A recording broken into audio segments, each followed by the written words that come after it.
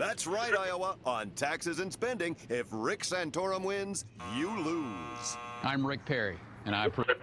Mitt Romney, because it's time we start believing in America again. Paid for by Rick Santorum for president.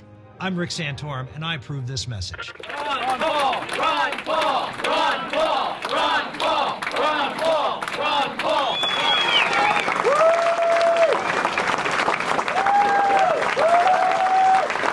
Just get my freedom back. Just get the government out of my head. The interesting thing about Ron Paul fans that I found is whatever hooks them first. And I'd say the two main things that tend to hook them first are the Federal Reserve currency issues or the foreign policy stuff. I'm a retired military veteran. I got 20 years Army, Air Force. I've been an enlisted guy. I've been an officer.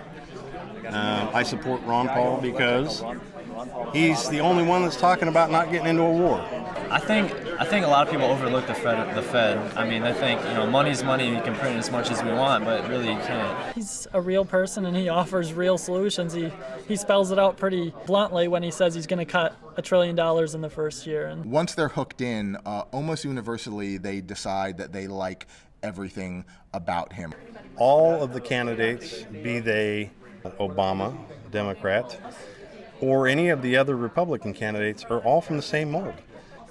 I honestly can't see any of the other candidates being as principled as he is. And for all the work he's done over the years for being principled for this country, I want to be principled back, and I'm going to vote principle no matter what. I think this is what leads people to talk about like the Ron Paul cult of personality, but I don't think it's a cult of personality. I think it's actually a cult of reason. Like he hooks them so they start listening to him, and then they find, hey, he makes sense not just on this one issue, but this overall picture of liberty and limited government. We had the freest country, the most prosperous country, the biggest middle class ever.